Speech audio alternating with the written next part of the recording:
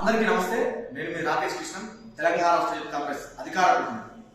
తెలంగాణ రాష్ట్ర ప్రజానీకం వారి యొక్క రక్త మాంసాలను కరిగించి తద్వారా వచ్చేటువంటి పైసలను పన్నుల రూపంలో గత ప్రభుత్వానికి చెల్లిస్తే 1,00,000 కోట్ల రూపాయలను తీసుకుపోయి గోదావరి గంగపాలు చేసినటువంటి ఈ దుర్మార్గులు కేసీఆర్, కేటీఆర్, హరీష్ రావు వారి యొక్క కాంగ్రెస్ ఇప్పుడు సిగ్గు శరం లజ్జామానం లేకుండా మొన్న అసెంబ్లీలో మా నాయకుడు ఈ రాష్ట్ర ముఖ్యమంత్రి రేవంత్ రెడ్డి గారు కాళేశ్వరం ప్రాజెక్టు మీద జరిగినటువంటి అవినీతి కావచ్చు, కాళేశ్వరం ప్రాజెక్టు ఏ విధంగా అయితే మరి కేసీఆర్ గారు కాళేశ్వరం ప్రాజెక్టుకు మేడిగడ్డనే ప్రధానము, మేడిగడ్డనే గుండకాయ అని చెప్పి పలుసార్లు చెప్పిండో ఆ మేడిగడ్డకు ఆ ఏదైతే 7వ బ్లాకులోని 4 పిల్లలు కుంగుబాటు లోడైనాయో మళ్ళీ అన్నారం దగ్గర ఉన్నటువంటి ఏ విధంగా అయితే పిల్లల కింద బుంగలు పడి నీళ్లు పైకి ఉరికి వస్తున్నాయో, అంతేకాకుండా సుందిల దగ్గర ఉన్నటువంటి పంపు హౌస్ల మీద ప్రహారీ గోడ కూలిపోయి అక్కడ ఉన్నటువంటి పంపు సెట్లు మొత్తం పగిలిపోయినాయో ఆ విధానాన్ని రాష్ట్ర ప్రజానికి చూపించి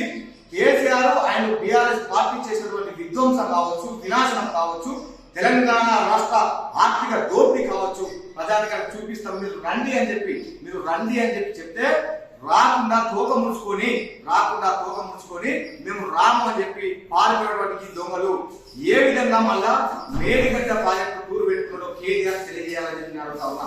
మీ నాయన ఏం మాట్లాడతాడు? మేడిగడ్డ కాడ బొండలగడ్డ కాడ ఏమున్నది, పీకనికి పోతాం అని చెప్పి మీ నాయన మాట్లాడండి. ఈ సందర్భంగా కేటీఆర్ కూడా నేను అడుగుతా ఉన్నా, మా నాయకుడు మీ నాయన పీకనికి పోతానని అడిగింది కదా, ఇప్పుడు నువ్వెవరి పీకనికి పోతున్నావు? కేటీఆర్ చేతుల్లోనే ఏమైనా పీకనికి పోతున్నావా నేను అడుగుతా ఉన్నా. సంకనాకనికి పోతారా? దొంగన కొడుకులారా, తెలంగాణ ప్రజల యొక్క రక్త మాంసం పీకట్టున ఘాటి కొడుకులు మీరు వచ్చినటువంటి పార్లమెంట్ ఎన్నికల్లో ఏదో దొంగ నాటకాలు ఆడాలి, 1-2 పార్లమెంట్ సీట్లను గెలుచుకోనికి ఈ కొత్త నాటకాన్ని తెలియపుతా ఉన్నారు. 1,00,000 కోట్ల రూపాయలు ఎవడబ్బా సొమ్ము అని చెప్పి దోసుకుంటున్నారు. మీరంతా దొంగన కొడుకులారా, మళ్ళీ ఏ ముఖం పెట్టుకొని మేడిగడ్డ పోతారు మీరు? మేడిగడ్డ పోయి మీరు ఏం చూపిస్తారు?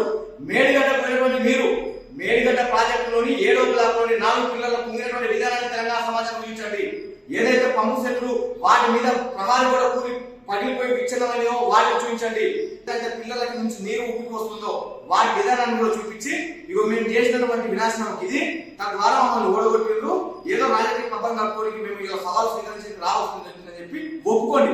లేకుంటే మాత్రం తెలంగాణ ప్రజానికి మేము నమ్మరు, విశ్వసిస్తున్న మాట నేను తెలియజేస్తా ఉన్నా. నోరు అదుపులో పెట్టుకుని మాట్లాడండి.